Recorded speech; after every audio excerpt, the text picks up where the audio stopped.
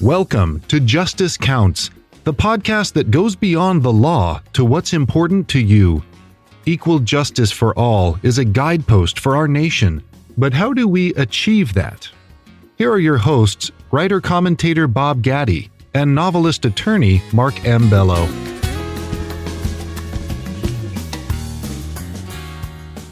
Welcome, everybody, to Justice Counts. Today, we have an interesting topic. You know, we all know about medical malpractice. Well, I don't know if we all know about it, but it's pretty common, medical malpractice, and the fact that a lot of attorneys represent victims in cases of medical malpractice. Well, today we have with us Emily Grace Thomas. And Emily is a birth injury attorney in Michigan. She practices in Michigan, and she represents moms and babies that are injured in childbirth, perhaps the most innocent of all victims. So welcome, Emily. We're happy to have you. This sounds like an extremely interesting and important topic. My pleasure to be here. Thank you for having me, Bob and Mark.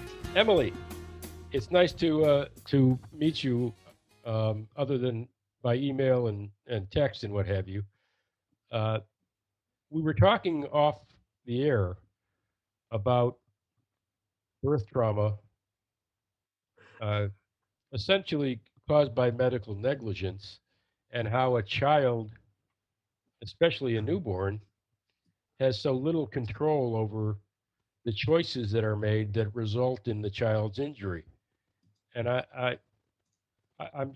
I'm so impressed by attorneys like you who take this kind of litigation on. It's got to be traumatic for you and the parents, and maybe even the doctor. The doctor made a mistake. Maybe it's an innocent mistake. Maybe he's a bad doctor. Not everybody that makes a mistake is a, quote, bad doctor. But I'd love to hear your thoughts about why you chose what you do and how you do what you do. Well, thank you, Mark. I think it's a privilege to be able to practice in this area.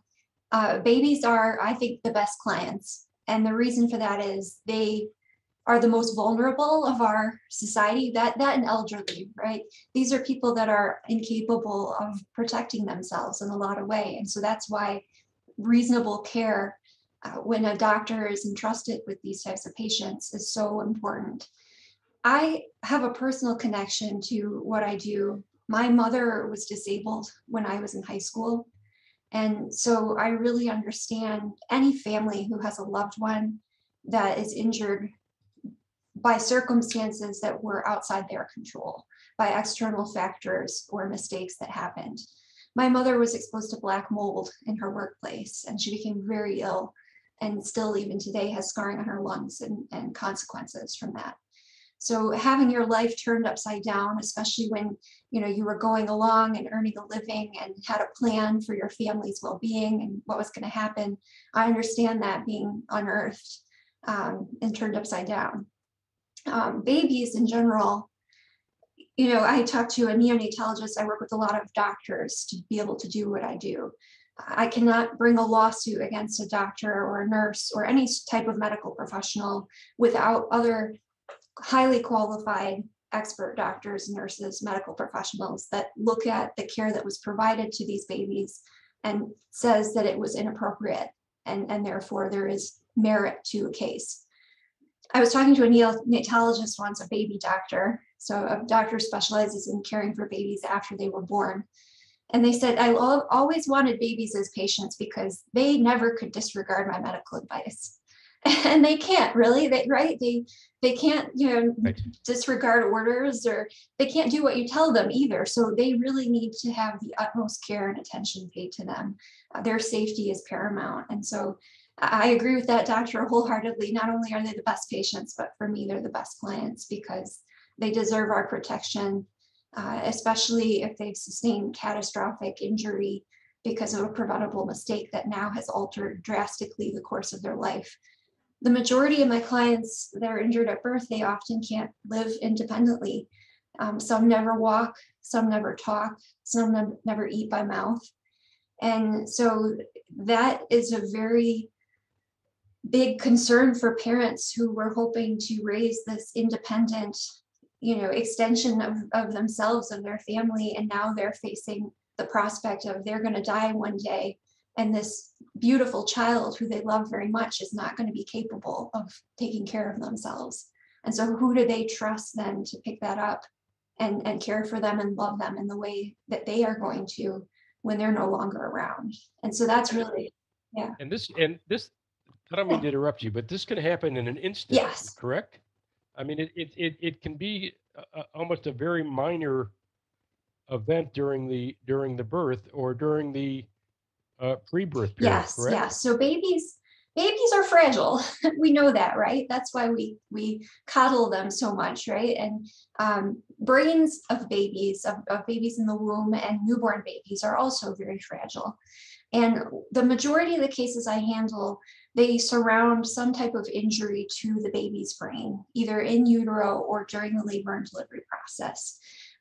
Oxygen and blood flow is something that keeps all of us going. That's what enables us to function and be here. And we all know if we were to have a heart attack, right? If our heart was to stop pumping blood and oxygen to our brain, that in a certain interval of time, that would cause permanent injury. Brains of babies are very similar. When you're in the womb, all that oxygen and blood flow is coming from your mother. When you're born, you have to make a transition from this inner circuitry that the mother has that's been giving you all those oxygen and nutrients to room air. Now your lungs have to start functioning.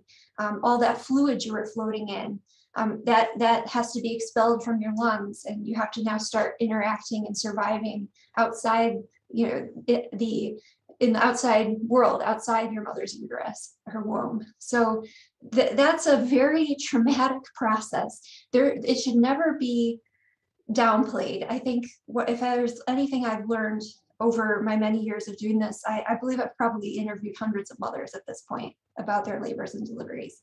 But birth itself is a traumatic process. And that's why it needs to be handled with such utmost care and attention to detail. And it's often not something we talk much about in our society. A lot of mothers don't know what to expect when they go to deliver a baby. And part of it's because it's not, I hate to say the word sexy, but it's a graphic, traumatic experience to have a baby. And that's why there needs to be all hands on deck, ensuring both mom and baby's safety in that process. And after the birth, both mom and baby are recovering trauma patients, right? We have to make sure there's a lot of things that can go wrong, not only during the birth, but afterwards. And I think it's no small secret, in the US, we are one of the worst developed nations in terms of maternal and fetal mortality and morbidity. And a large part of that was because we do not have a lot of social safety net programs to provide the aftercare necessary for moms and babies after the birth process to transition and not have problems with high blood pressure. Mothers can have strokes if their blood pressure gets out of control after they deliver. Problems with infection, whether they delivered vaginally or they had a surgery, a C-section delivery. Even babies, we give prophylactic antibiotics to mothers and babies during the delivery process to ensure that they don't get catastrophic injury from these infections that we know after decades of experience can cause harm to moms and babies if they're not treated. So there are a myriad of things that can go wrong. And I don't say that to scare people, but I say that because there's a degree of seriousness and safety that everyone should approach this, and that you should have that relationship of trust with your medical providers and with your patient if you're a doctor, right? That you are all acting in a way that's going to get the safest result for you and your family. You mentioned really quickly, actually, the hoops you have to jump through to bring litigation. The difference between you and me is that I started practicing law in 1977, and you started practicing law, I think, in 2012, correct? Yes, correct. The Those hoops didn't exist in 1977. They came about several years later, and I'd like you to tell the audience the kinds of things you have to do to even bring a medical malpractice case, A, and B, how many victims are left without recourse because of these hoops you have to jump through. Great question, Mark. So first and foremost, if anyone is not familiar with personal injury or medical malpractice law in general, there are statutes of limitations, which are time limits on any potential claim you might have for an injury under the law. It's really, for minors, it depends on what state you're in. I obviously practice in Michigan. For minor children, if you are injured anytime before your 8th birthday, so that it includes your birth, you get until your 10th birthday to bring a claim under Michigan law. Other states have much broader time limits for children. Some go to the 18th, 19th, some even the 21st, but that shows you the wide variance. There's some states, I believe in Louisiana, there's only a year. You only get a year. And these babies often, if you are injured at birth, developmentally, you may not show signs of a problem until you're much older. Maybe you're 2 and you're not walking, or maybe you're 4 and you're not walking, or you're not talking yet. So it takes a long time often for the sequelae or the result of a birth injury to show up. So statute of limitations are very important. If you have any suspicion whatsoever that your child or yourself might have sustained an injury during birth, you should contact an attorney immediately so that you are not time barred under the law from pursuing a claim. Adults have much shorter statutes of limitation time limits than children. In Michigan, mothers get 2 years to pursue a claim if they have any injury related to medical malpractice. That's the first. That's for the mother's own injury, correct? Correct, for the mother's own injury. Also, though, for any expense type claims that they may have for their child, they should also think about filing within that 2-year limit. I've often got motions from defense attorneys across my career that says that because the parents did not file to preserve their claims to out-of-pocket expenses within that 2 years, they try to argue that, parents are actually responsible for any necessaries of their child, so food, shelter, clothing, or medical care, and therefore, they can't make claims for out-of-pocket expenses. I think it's a stretch. I think that those claims can be made, but it's important also to file on that 2-year if in fact there are parental claims of any kind to be had. So that's the first hoop, is your time limit. Now, the second hoop is there a medical malpractice case? And I always tell my clients, it's not me that makes that determination. It is going to be an expert doctor or nurse or medical professional in the same specialty as the professionals that provided care to you and your child. They are going to review the care that was provided and determine whether it was appropriate and in accordance with what we call the standard of care. And the standard of care is what a reasonable and prudent doctor or nurse and medical professional with that degree of board certification and training, when presented with a patient like you, did they do what was required, what they were trained and educated and experienced to do. How specific is that? It's very specific. And this is actually there's a statute that outlines exactly what requirements an expert witness, so an expert doctor or nurse or medical professional, must comply with to even be able to speak to that and to give testimony. And it has been a sword of both plaintiffs and defendants in trying to throw out the expert testimony related to medical malpractice cases because they do not meet the exact, for example, board certification of the defendant that is being sued. Well, our listeners understand. Let's, as an example, you're a pediatric surgeon. The child suffers some kind of neurological problem that requires a pediatric neurosurgeon. I presume that what you're saying is that the pediatric surgeon cannot opine on the malpractice of the pediatric neurosurgeon. It has to be a pediatric neurosurgeon, correct? Correct. We also run problems when, say, the pediatric surgeon, I don't know if this is the best example, but say the pediatric surgeon does something that really is the domain of a pediatric neurosurgeon. So pediatric surgeons don't really do what he did. It's really pediatric neurosurgeons. So then, looking at the law in Michigan, who do you get to go testify?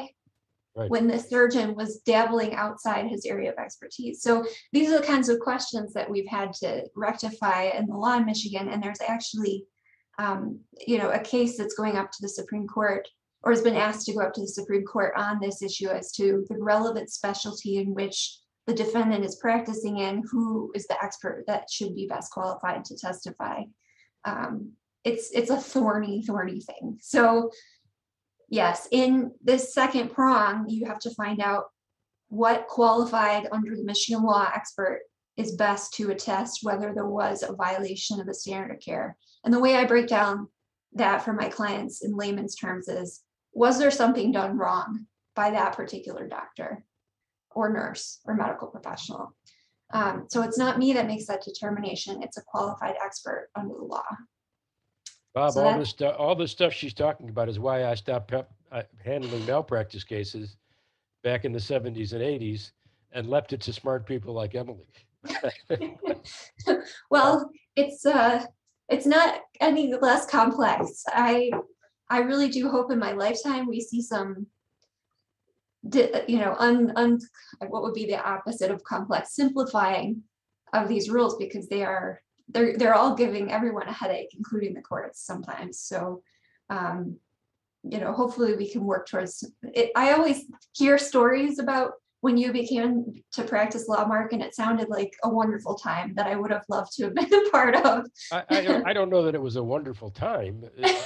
I mean, this stuff is not easy. It's difficult for any lawyer in any generation, but yeah. They have put so many roadblocks in front of plaintiff attorneys over the last 30 years, especially in Michigan. People, think of Michigan as a, quote, blue state, and they don't realize the crap we've had to go through over the last 30 some odd years. The most recent example is the reversal of our no-fault law in auto. They keep taking away citizens' rights. And thankfully, there's people like you who overcome these burdens and help people get justice. By the way, I wanted to ask you that question. I've heard the word birth trauma. I've heard, medical malpractice during birth. I've never heard it referred to as, quote, birth justice. And I love that you chose that. Can you tell people why you practice in the field of birth justice? Sorry to interrupt, but we have to take a break. We'll get Emily's response to that question as soon as we come back.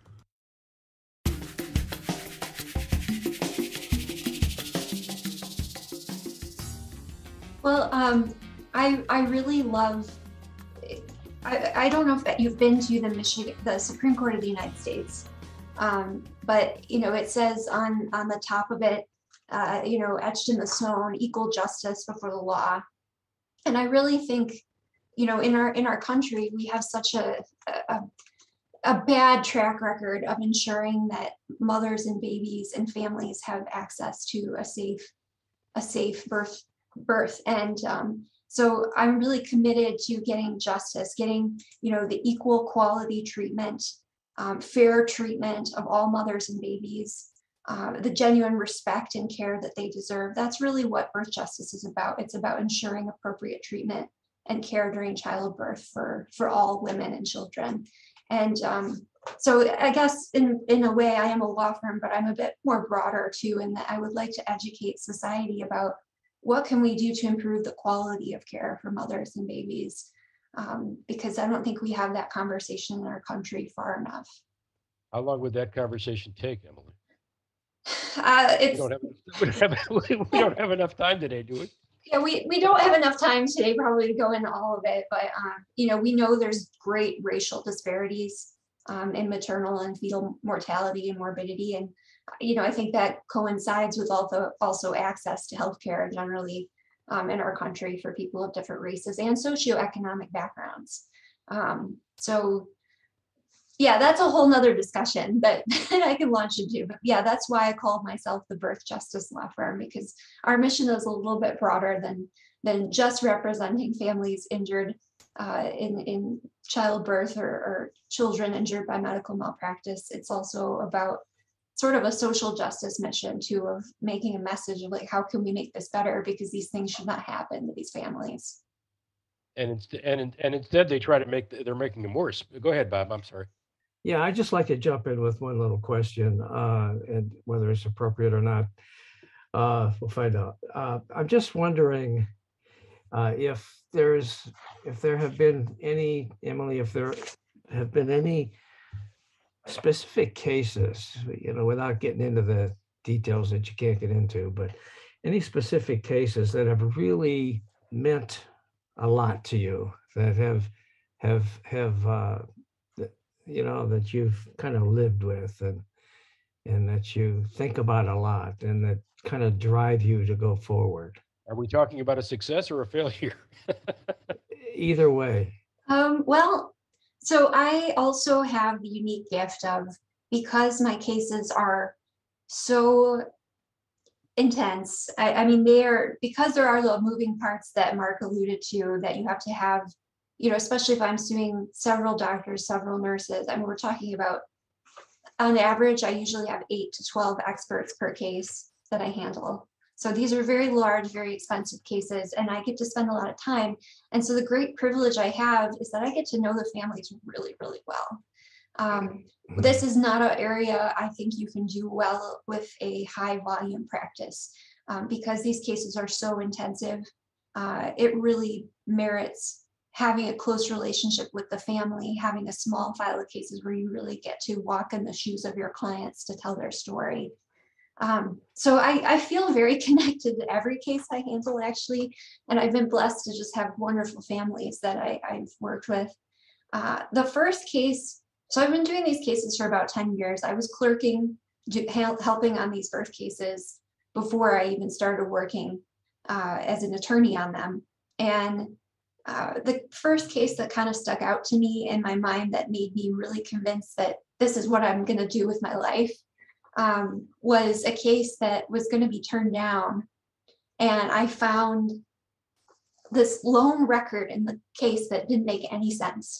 And I was like, this could be something, like, no one explained this abnormal lab here. What is this doing in here? And it was a case involving an infection that hadn't been treated. And again, I was an associate at the time. I was helping. And I said, I don't think we should turn this case down. I think that this mom had an infection. They didn't give her antibiotics to treat it while she was pregnant. And it came down to, we filed the case, we pursued it through. We were like a week before trial, or a couple weeks before trial. And the whole defense of the case was, well, when that abnormal lab, showing bacteria growing came back, she had been discharged from the hospital, so we weren't responsible for treating. Like, it wasn't.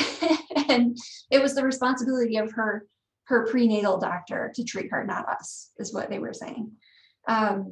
So I ended up taking a deposition of the information person at the office about the electronic medical record, the hospital and EMR people. And we found out there was a bunch of data that could show when these preliminary lab results actually came back and were positive for bacteria growth, that there was an infection. And it actually came back while she was in the hospital to be positive. So the hospital's defense, when we got the underlying data, crumbled, because they did know she had an infection. They didn't give her the antibiotics and they discharged her. And so that case meant a lot to me, because it was my first opportunity really to put the pieces together with like this one very important detail that if you're treating a patient, you should have picked up on, according to my experts, but it didn't happen. So that case really meant a lot to me, because that was a family that I felt I really made the difference in. Now we had secured lifetime care and support, hopefully, for this child who would not have had any other resources beside what their parents could scrape together to provide for her. And so it opens a lot of opportunities for these families to make sure that this child who's very vulnerable is now going to be safe and that can be cared for in the way that they want their loved one cared for in their own home. So, yeah. So that was very early on in your career, I gather. Yeah, I was a baby attorney, I shall say. You're still a baby. You're still a baby attorney. Yeah, I think I look a lot younger than I am too. That's I'm waiting for the grades to like start coming in, but Emily, you look like you're younger than my grade. Oh, boy. Bob, you're old. Emily, I have a question for you. I don't Yes. remember what the condition was, but a lawyer once told me, who specializes in the things that you specialize in. In fact, he's one of your former employers. He once told me that I want to say it was cerebral palsy or Down syndrome. I'm not sure, but he told me that one of those two things or both do not happen unless there was medical neglect. Is that true? So and before you answer that yes. question, there's a bunch of let's call them birth defects that occur or that can occur at the time of birth. Can you go over with us or for us what kinds of things happen to a child that can't happen unless there was medical neglect? And the reason I'm asking is because whoever's listening to this, I want them to realize that if a doctor says to them, "I'm so sorry, your child has cerebral palsy," that ought to mean something to that person. And that's kind of where I want you to, how I want you to respond, if you would. Yeah, so cerebral palsy is commonly associated with birth injury. Down syndrome is a genetic disorder that doesn't have any correlation. So cerebral palsy is a very broad term in that it means brain weakness, essentially, or brain paralysis in some shape, way, or form. Now, our brain is very complex. It's got different lobes, different areas, white matter, gray matter. So we have learned over the years that injury to certain portions of the brain will produce certain physical outcomes. Injury to your left side of your brain will usually present as right-sided weakness.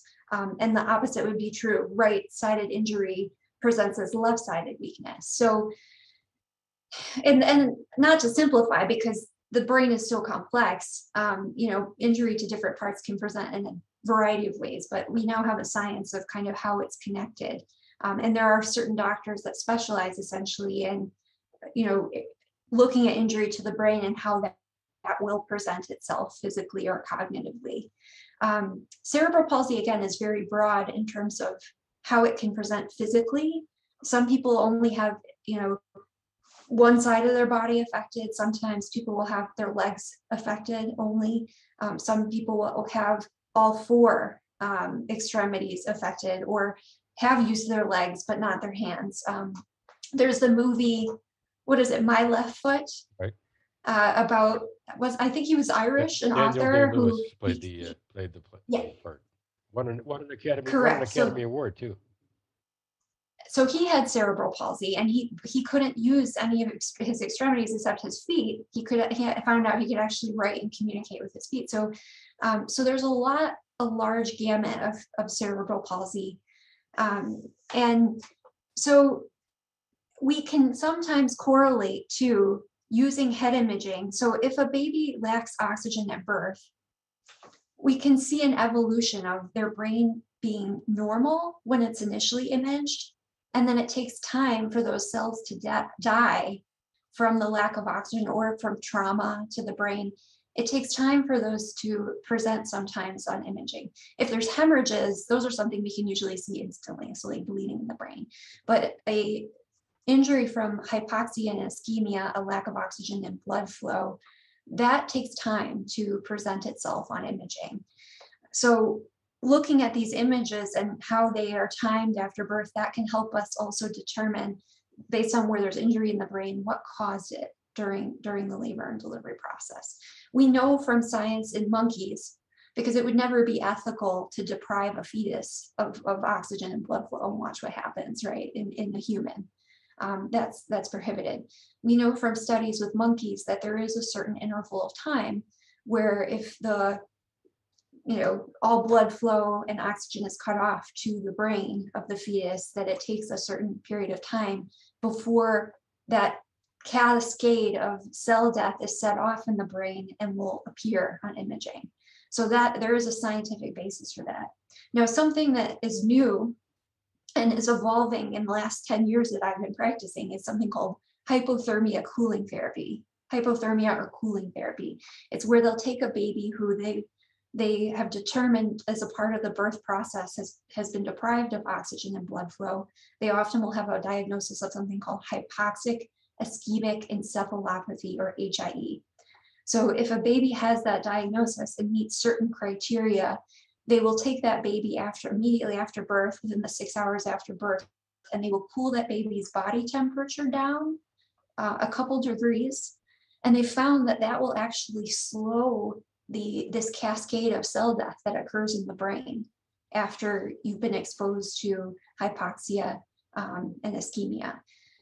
Now, this is revolutionary, right? Because before I practiced in this area, we didn't have these types of therapies. So what we've really found is that babies who have a mild or moderate HIE type injury, so a shorter duration of lack of oxygen and blood flow, this cooling therapy is revolutionary. Babies who maybe never would have walked and had motor skills to walk and function on their own, the cooling therapy has helped alleviate that degree of cerebral palsy where they have motor impairment.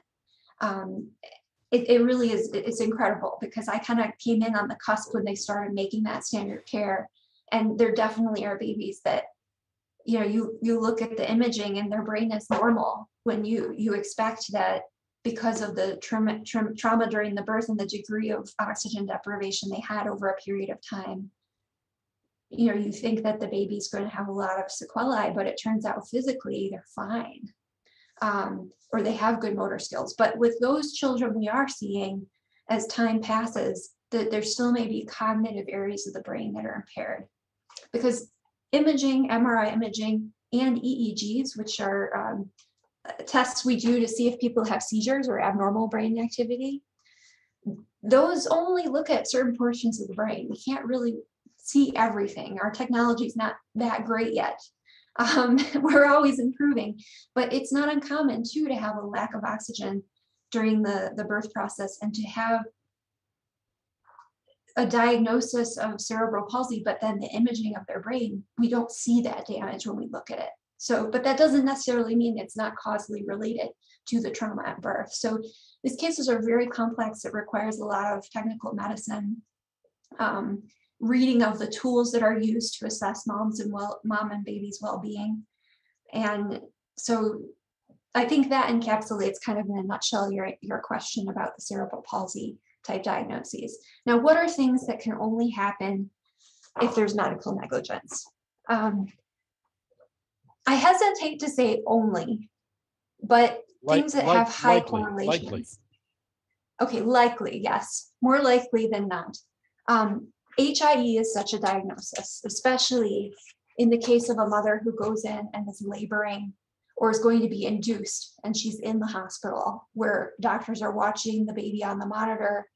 And so HIE in that type of circumstance is something that I definitely would encourage. And so if your baby gets hypothermia cooling therapy, and they put them on a cooling blanket or a cooling cap, that is definitely a question of, are we here because something went wrong, that the doctors missed something or did not intervene timely to protect the baby from having this happen. Hemorrhages, maternal fetal hemorrhages, those can be, especially if they happen on the watch of providers, can be correlated. Things like infections, meningitis, group B strep meningitis, GBS. GBS is a really common bacteria that lives on all of our skins, and they will test moms during pregnancy to find out if they have the bacteria. If they do, or if they're unsure whether they have the bacteria, it's very important that the mom get antibiotics during a labor and delivery to protect the baby.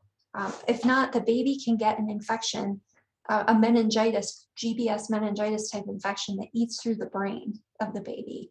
So that's something, if there is a diagnosis of meningitis, and particularly if it's bacterial, that should be a question of, is this something that should have been discussed or prevented? Jaundice. Your meningitis point brings up another point Yes. to me. Malpractice pre-delivery, malpractice during delivery, malpractice post-delivery. Where do the cards fall? What's the most common place where medical negligence occurs? So sadly, I hate to say it, but it can happen in all three. And I've had cases in all three. Deadly indeed. Yeah. So prenatal care is super important. Oftentimes I see testing that's done during prenatal care. Moms may have a glucose tolerance test. Actually, they will have a glucose tolerance test done to determine if they have gestational diabetes during their pregnancy. It's a very common routine thing. I've seen many cases where it comes back positive and it's never followed up on by providers. That's a very important thing, because gestational diabetic mothers, their babies are at much higher risk of sudden death in utero. They need to have closer surveillance and testing. So coming in twice a week for monitoring on the fetal monitor on the abdomen, for more frequent ultrasounds. So prenatal care is super important. Those types of simple things. Blood pressure, if mom's blood pressure is elevated during the pregnancy and she's passing protein in her urine, these are, again, concerning signs that the mom may not have a functioning placenta that is perfusing oxygen and nutrients to the baby in utero. And we see sometimes babies that, because of this, they become growth restricted. They're abnormally small.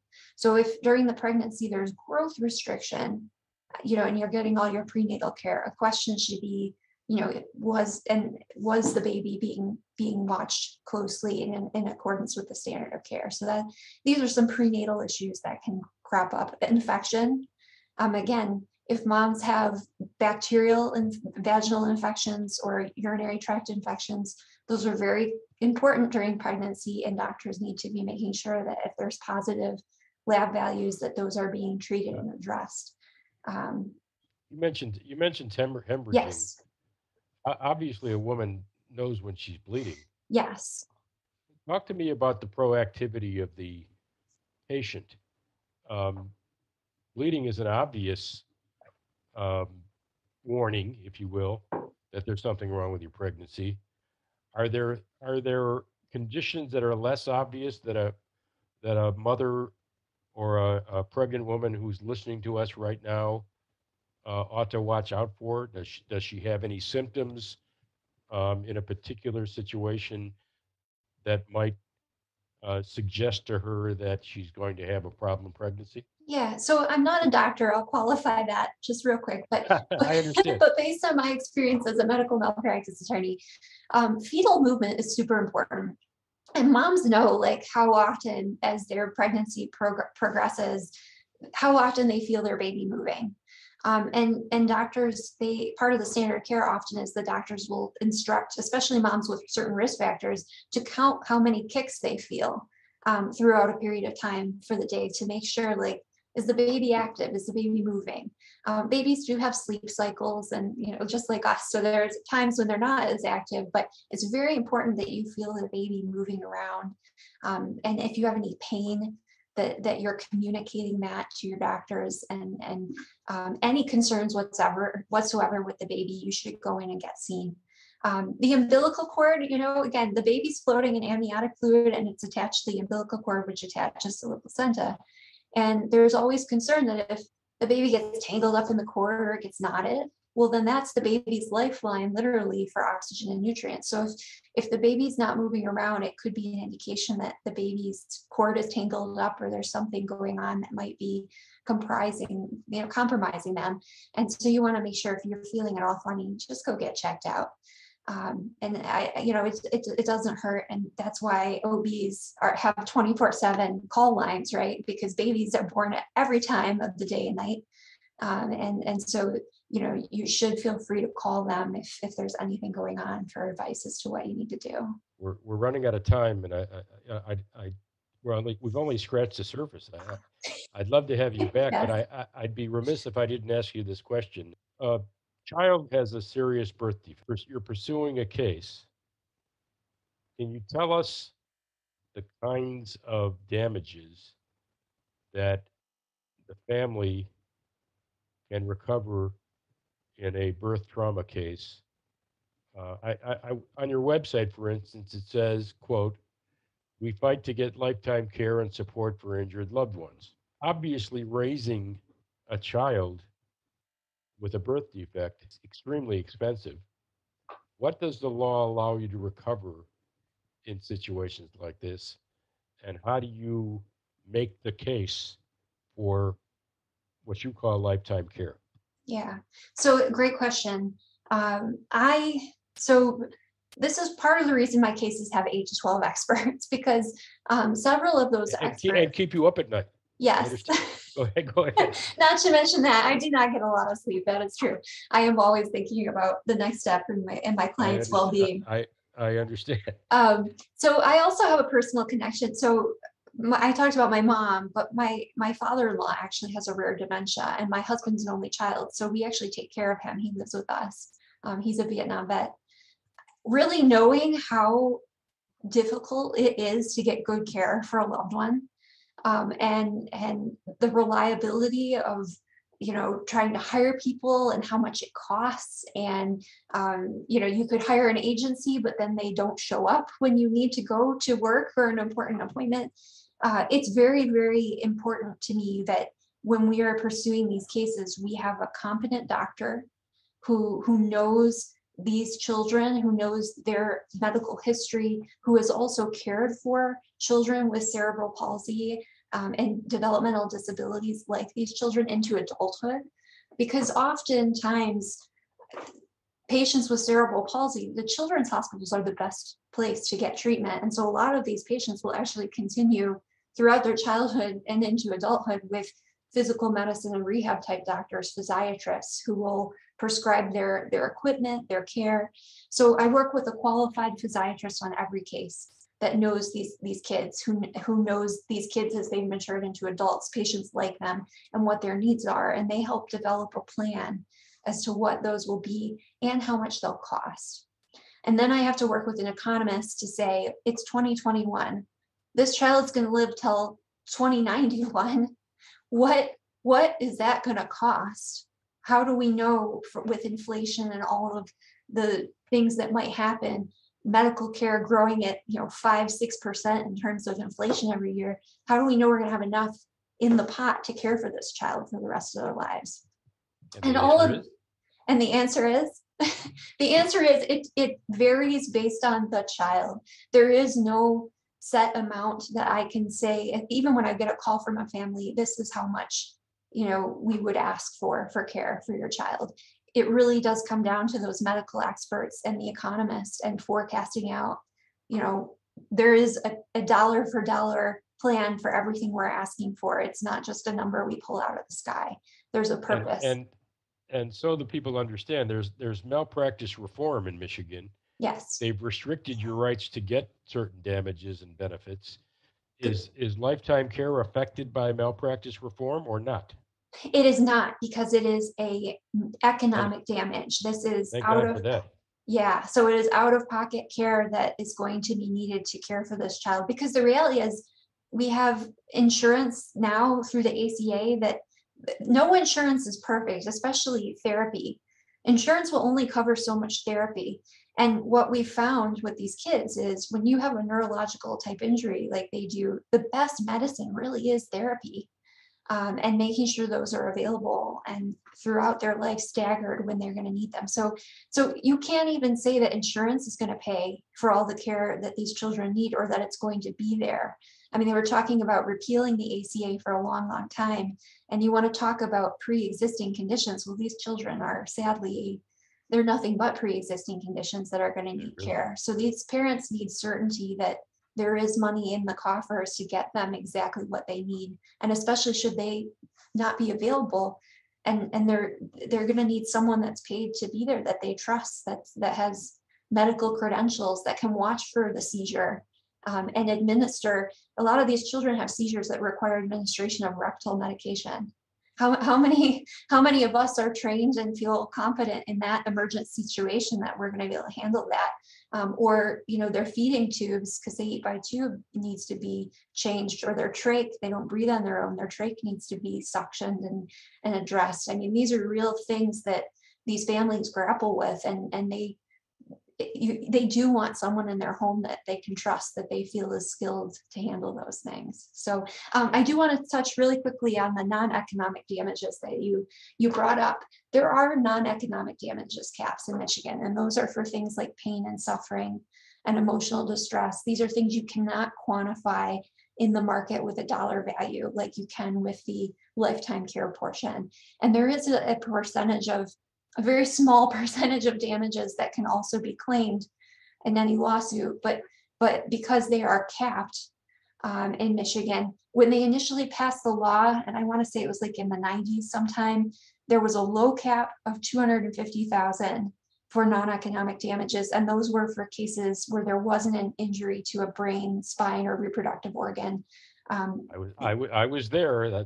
That's correct. And it does adjust for inflation, so you'd have to look exactly what that number is now. It's around 400 something thousand, I believe right now. I don't think it's crossed 500. I might be wrong about that, but part of the reason I don't know what the low cap is because my birth injury cases are usually brain injuries. And so I only usually deal with the high cap, which is in the 800,000s. It was initially 500,000 when they passed the law, and it's adjusted with inflation over time. So there is that cap. And that's something to really keep in mind. It makes it very difficult in these cases, which are so expensive to pursue. I would say on average, over the years that I've been working on these cases, they're anywhere from $200,000 to $500,000 in costs on average per case. And that's something that your lawyer will front as a part of the case to pursue it. But ultimately it comes out of the resolution of the case. So what that cap has done in Michigan is effectively, if you have a case where something was done wrong, but we only have non-economic damages, we only have pain or suffering, we don't have anything physical or something where we can claim lost wages or lost earnings or economic damage, it makes it almost like de facto immunity for those cases that only have non-economic damages, because the amount of money you would have to spend to pursue it when you get all these experts and jump through all the hoops Mark was talking about, it's not worth it in the end, because you'll never be able to recover beyond that cap something that will benefit your client. So it makes all of us less, and it makes all of us less safe. Yes. Can you tell the people how they get a hold of you, where they find you? Yes. My name is Emily Thomas. I am online at birthjustice.com. You can find all of my contact information there. Alrighty. Thank you for being here. It was a pleasure to have you. I could go on with you all day. Maybe you'll come back. Yes. Yes. If you would like me, I'll come back for part 2. Thanks for being here. Emily, this was fascinating, and it was an important discussion. And so we thank you for sharing with our listeners, and thanks everybody for stopping by too. My pleasure. Meanwhile, you know what? You guys need to check out Mark Bello's Ripped from the Headlines legal thrillers. They're all available online at Amazon and other major online booksellers. You know, he's got quite the hero in attorney Zachary Blake. It's a figment of Mark's imagination. I think he's a lawyer he always wanted to be. But anyway, Blake fights for justice on all fronts. Mark's books are Betrayal of Faith, Betrayal of Justice, Betrayal in Blue, Betrayal in Black, Betrayal High, Supreme Betrayal, and Just Out, Betrayal at the Border. For more information, just check markmbello.com. Now, this is Bob Gatty signing off for Mark Bello and Justice